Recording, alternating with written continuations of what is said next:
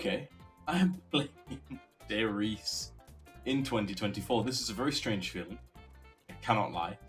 I quite literally, it's been a while since I've gone back and actually played any zombies in general because I've genuinely got a sort of distaste for the game mode now. But going back and playing some of the old stuff I think is going to be very important just to get like a feel of how it's going to be. Especially with the newest Call of Duty game coming out this year being the first Call of Duty game I believe of like a 3-4 year cycle-ish kind of in development. I mean, it's going to have a lot of polish in comparison to what came before it, I think. So hopefully what we see is going to be genuinely incredible. I really, really want to see something good from zombies.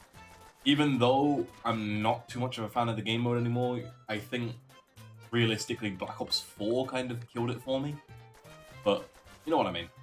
I'm hoping the game as well. Now, the original plan was I was going to do a video playing every single World at War Zombies map, but I felt like that would be really tedious.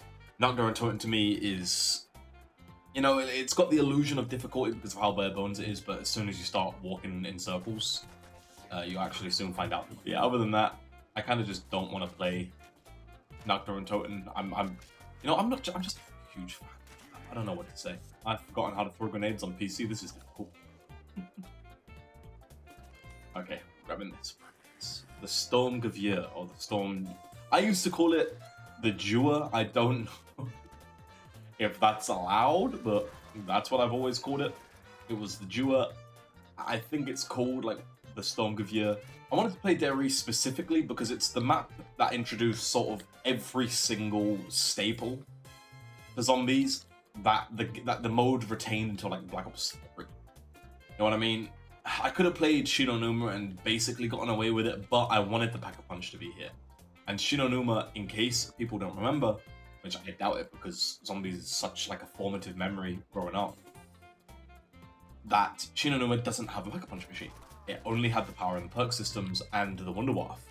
Whereas this map, Riese, one of the most iconic zombies maps of all time, bar none, has Pack-a-Punch, perk machines, the Wunderwaffe, and the Flytrap Easter egg, which, for the life of me, I cannot remember how to complete it, which is a genuinely sad thought in my head. I used to know nearly every single Easter egg off memory, and I would just be able to like clear them so simply. So the original plan, like the original plan, was I was going to do sort of a video playing Call of Duty Zombies and just getting a feel for it again, but also commentating on what I think is kind of killing the game mode. I mean, I've tried multiple attempts and I've gotten to like round 20 multiple times trying to do this, and it just wasn't really getting me anywhere. So I just I've sort of given up. You know what I mean? I prefer to do my own thing, play the game, make a different video, and maybe as I'm making it, I'll talk about some things that made old zombies so great in comparison to like new zombies. And also Plutonium being the absolute savior of my soul, because my main account on my Steam profile has quite literally been, I guess you could say, like shadow locked or shadow, like I guess I call it hack banned, where you could log into in with like other players who were like using mod menus, and they could sort of like reset. I think they could set your level to like negative XP, so like you wouldn't be able to play. It was a very strange thing. I don't know how it worked, but as far as I remember, it's just the way it was in the box right now. Don't want to get the one off, please. Oh, I'll take the browning. Come on now. But yeah, there's a lot of things in like classic zombies that you really can't obtain anymore in like modern zombies experiences, you know? There's something about the feeling of being in this limited, cramped space. Even when it came to bigger maps, you know, you had your elements of that. There was just something about it you couldn't really match today with stuff like, you know, Modern Warfare 3 zombies or even Cold War zombies. I guess kind of a Cold War zombies. There was some exceptions. But like with Outbreak and stuff like that, you just couldn't really do it as well as you could with, you know, World at War zombies and just a regular, typical zombies maps that you'd get, you know, from here on out. But there was a lot of things that you just can't replicate anymore. It's a real shame, because it feels like they're really missing something.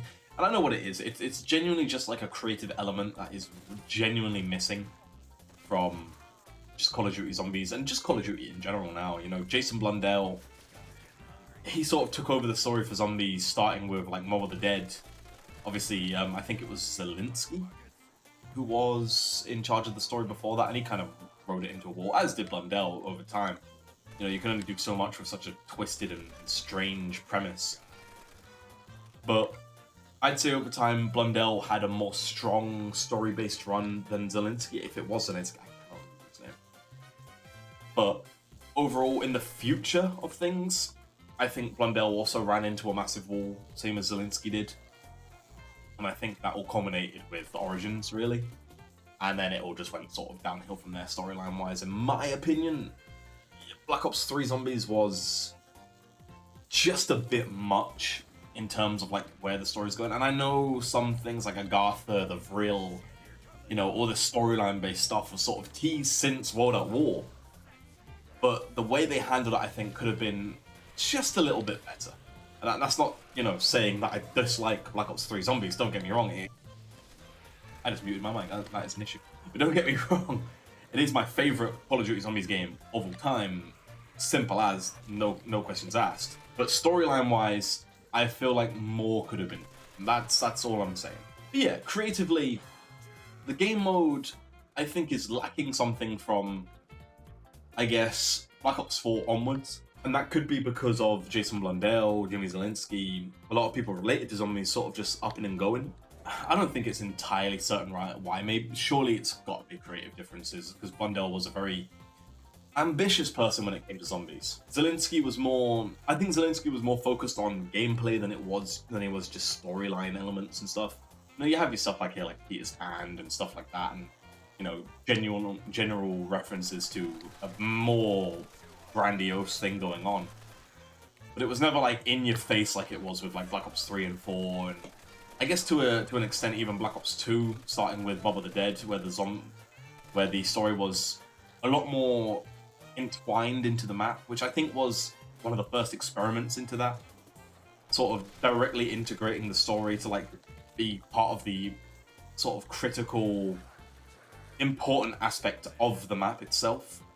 But Mob of the Dead was itself a very intimate map in terms of its storytelling, but at the same time told a very good and very nice story, same as Origins did. Origins was, well, call it what it is, Origins was a reboot for the entire zombie storyline in a way, until obviously some timeline shenanigans happened. It was definitely, I don't know, and I'm going sort of off track because I'm talking more about the gameplay side of things, where I do think creative sort of decisions that were obviously made by Blundell, Zielinski, and anyone else who was in charge, I think they're very stark differences. For example, you know, you look at Der Riese right now, and it has its own atmosphere. And then you look at something like The Giant, which is the direct remaster, I guess you could say remake, but not really, of Der Riese.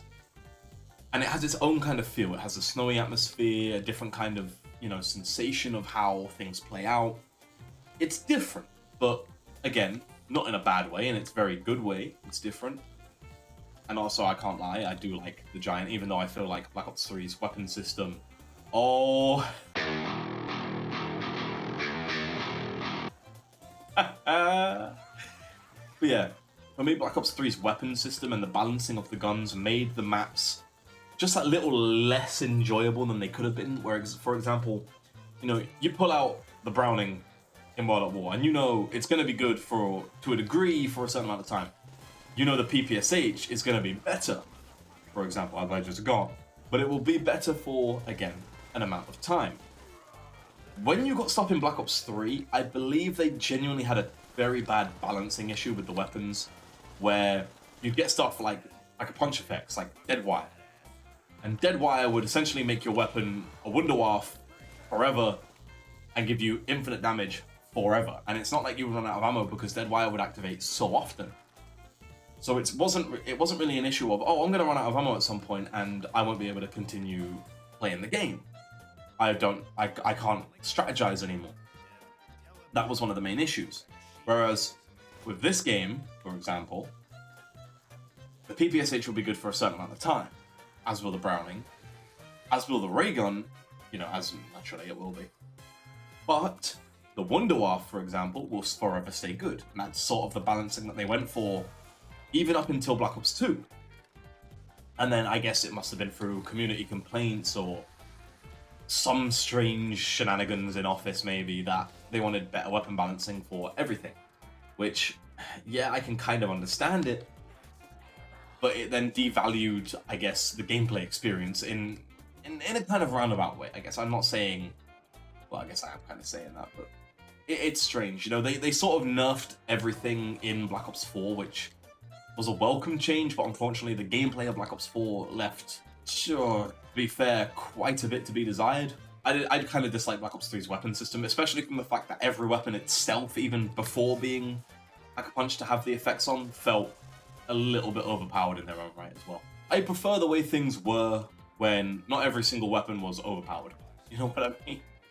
You pulled out the dingo from the box in Black Ops 3 and you just genuinely felt a little invincible once it had dead wire.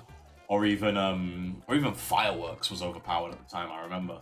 There's one thing that's strange about playing World at War on keyboard and mouse, right? This is like the only attempts I've ever done like playing it on keyboard and mouse was attempting to make all these videos, which ended up being this one.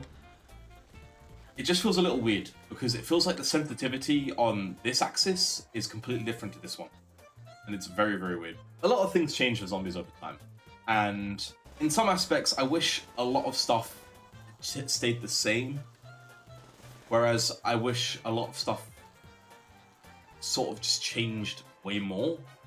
I don't know the best way to describe it. So you've got like Cold War, right? I thought they took a massive step in the right direction after Black Ops 4 in keeping the round-based formula.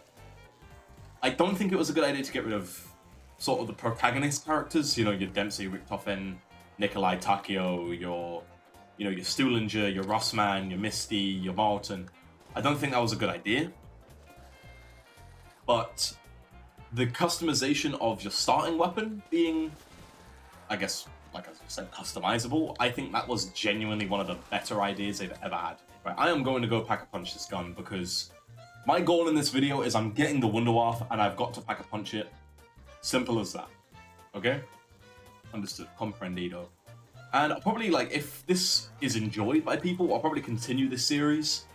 And maybe, like, after this, I'll play a map from, you know, Black Ops 1. Or after that, I'll play a map from Black Ops 2. I kind of want to target the more underplayed maps, even though I'm playing Der Riese of all maps. I probably should have gone with Shino. But I wanted to play Der Riese. But say, for example, in Black Ops 1, I'll probably play, like, Call of the Dead, or maybe even Shangri-La. And, like, maybe Black Ops 2, I'll play High Rise. You know what I mean? And then, obviously, after Black Ops 2, I move on to Black Ops 3, and I mean, nearly every single map in Black Ops 3 was an absolute banger, so I don't know how to sort of approach it. I'll probably just go with, like, Shadows of Evil or something. Maybe... Should I play Revelations? Because in my opinion, it's the single worst map in Black Ops 3. You are done. Fired. And it's like the only map in Black Ops 3, by the way, that I would consider just not great. Oh, the MG. Oh, I want to Pack-a-Punch you so bad, but I'm not going to do it. Actually, whilst I'm at it, I'm just going to go quickly buy... what's it called? Speed Caller. My lord, I can't believe I forgot it. I can remember the tunes or the jingles of every single Coca-Cola ever released by Call of Duty or Treyarch. I couldn't remember the name of Speed Caller for a second, even though the name Speed Caller is in the jingle. Okay, I'm gonna spin the box one more time. Unless I get something good, I'm not trading out the MG because I want to fire it at least once. You know what I mean? Okay, well, you know what? That counts. By the way, that is something that I can also say was a staple introduced in Der Riese, and I'm pretty sure it was Der Riese, is the Monkey Bomb. The Monkey Bomb being, I guess, like a second grenade type where it would distract the zombies. That's sort of like another staple introduced in this map. You know, I'll tell you what, a lot from Der Riese was just such a blueprint for everything else in the future. I'm gonna die. There's no way, there's no way, there's no way. I don't die, I don't die, I don't die. I don't die, I don't die. Oh, oh, oh! Thought I was done. Oh wait, I wanted to fire the MG, didn't I? Oh! To this day, I'm sorry, to this day, that still feels so nice. But not as nice as this. Oh, yes. The PPSH is so iconic. I mean, I could play, oh god, I could play videos of people's reaction to the PPSH returning in Gorod Rovi, and it's just some of the best stuff. The only like egregious thing that Black Ops 3 to me ever did, Jesus Christ, it's insane. Okay. The only egregious thing they ever did in Black Ops 3 to me was not put the PPSH into the Giant. Why? Why did they not do that? It was such easy. Well, I was gonna say it's such easy money, but it's not like they'd be making money on a free update. But you know what I mean. No, I would have absolutely loved the PPSH to return on the Giant because it was in. If I'm not wrong, it was in every map from Chronicles, obviously from the World at War era. Yeah, it was in every World at War era map in Chronicles, obviously, but they just never put it in the Giant, which I thought was the most strange decision ever made.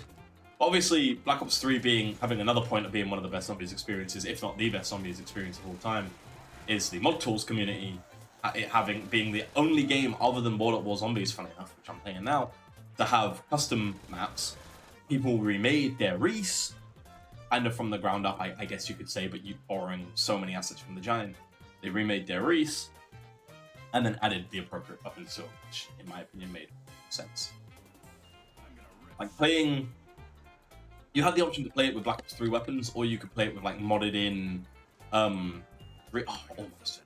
retouched up World at War weapons, which borrowed assets from like Battlefield 1 and stuff like that. Can I please have the window up? It's been so long since I've actually sat and played like a genuine game of zombies. I'm just sort of commentated over it, you know what I mean? It's been a very long time. Please tell me that's the window up in the box. Please, I'm begging you, I'm begging you, I'm begging you. It's Thompson. Oh, it's MP40. I did not get like a very good glance at it. Okay, you have to forgive me. I'm telling you. Okay, this is actually a problem. I don't have the clutch in my bones for this. I don't have the clutch in my bones for this. Okay, so right now, even though Double Tap 1.0 is kind of like the worst thing ever, I would genuinely like prefer to have it right now. And see, the only issue is, a lot of people, when Dare Reese released, right, a new strategy of getting to high rounds, I guess you could call it a strategy in quotes, because inevitably it would fail, and it was like always set up to fail. It was always a failure waiting to happen.